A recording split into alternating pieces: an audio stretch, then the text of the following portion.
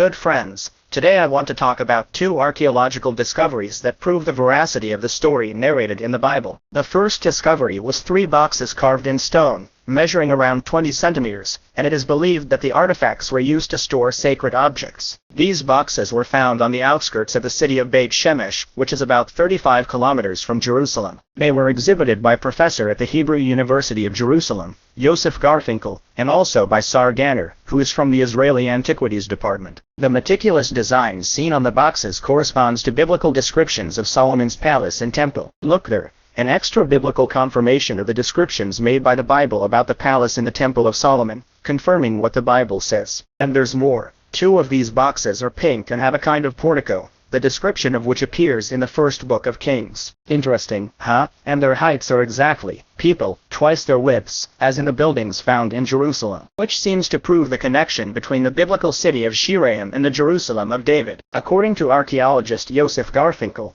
one of those responsible for the find, the boxes will make it possible to interpret some descriptions that the Bible makes of the reigns of David and Solomon. For the researcher, the latest findings reinforce the current that he sees in the Bible, as in any other text of its nature, a reliable account of what some historical events could be. The archaeologist Yosef Garfinkel said textually, "The accuracy of the descriptions leaves us no other option, and whoever does not believe should also explain how similarity in similarity is possible." Another vestige that confirms the veracity of the biblical accounts is a 70-meter wall containing a monumental turret. They were unearthed near the walls of ancient Jerusalem and are also a possible work from Solomon's reign. Since this discovery is sensational, it confirms several things that the Bible says about the reign of David and also about the reign of Solomon. And this other one of the wall that proves that it is a work from the period of Solomon's reign. David and Solomon did exist, as the Bible says. Another recent archaeological discovery confirms that the city of Bethlehem, as mentioned in the Old Testament, actually existed centuries before Jesus Christ was born. Let's see what they found. Look there.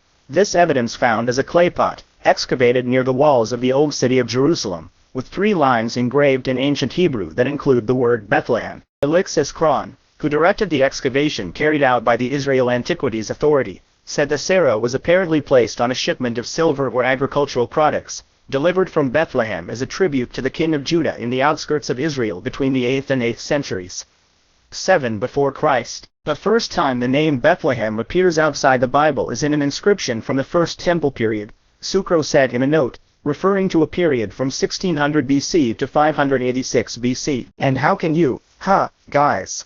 Something so small in archaeology can reveal big secrets. Just look at the size of this Sarah in a panoramic view. Indeed, the relic is the size of a coin, and points out that Bethlehem, first mentioned in a book of Genesis, was in fact a city in the kingdom of Judah, and possibly older than that. For those who don't know, the city of Bethlehem is located south of Jerusalem, in the current territory of the West Bank. So if you find videos, mostly of atheists questioning David, Solomon and even the ancient city of Bethlehem, you now know that these videos are out of date due to these 2 recent archaeology discoveries that further prove that the Bible had reason. Until the next video, big hug.